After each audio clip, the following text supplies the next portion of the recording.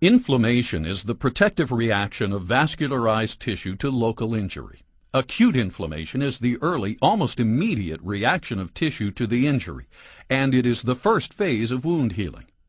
Acute inflammation can be triggered by cell or tissue damage or by the presence of dead cells or noxious agents such as bacteria.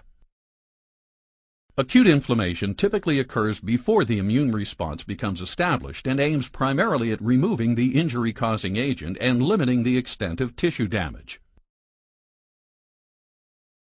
Acute inflammation occurs in two overlapping stages, vascular and cellular.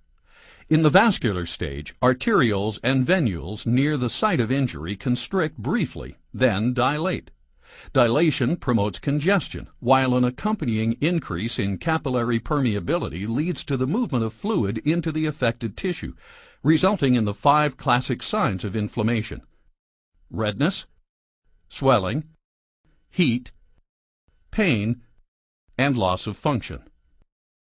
As fluid leaves the capillaries, the blood remaining in circulation becomes more viscous, it flows more slowly, and clotting occurs. The cellular stage of acute inflammation is initiated by the movement of phagocytic white blood cells, or leukocytes, into the area of injury. The leukocytes begin to adhere to the vessel wall, and then, in a process called emigration, squeeze through the wall and move into the inflamed tissue.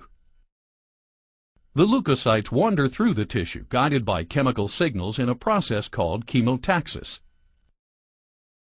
The cellular stage culminates in the leukocytes engulfing and degrading the bacteria and cellular debris in a process called phagocytosis. Products of phagocytosis, along with plasma and blood cells, form exudates, which accumulate, causing swelling and pain.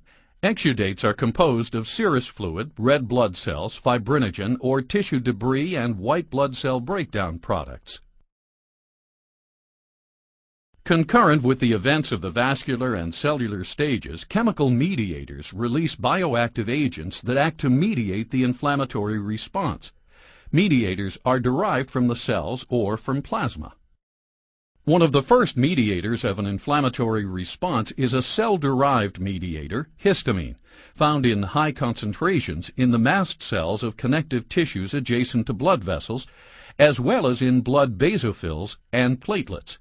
Histamine is released in response to a variety of stimuli and causes dilation and increased permeability of capillaries.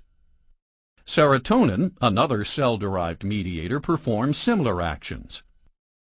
The 3 major plasma-derived mediators are present in the plasma in precursor forms that must be activated, usually by a series of proteolytic enzymes. The kinins increase capillary permeability and stimulate pain receptors. The clotting system traps exudates, microorganisms, and foreign bodies. The complement cascade causes vasodilation, promotes leukocyte chemotaxis, and augments phagocytosis.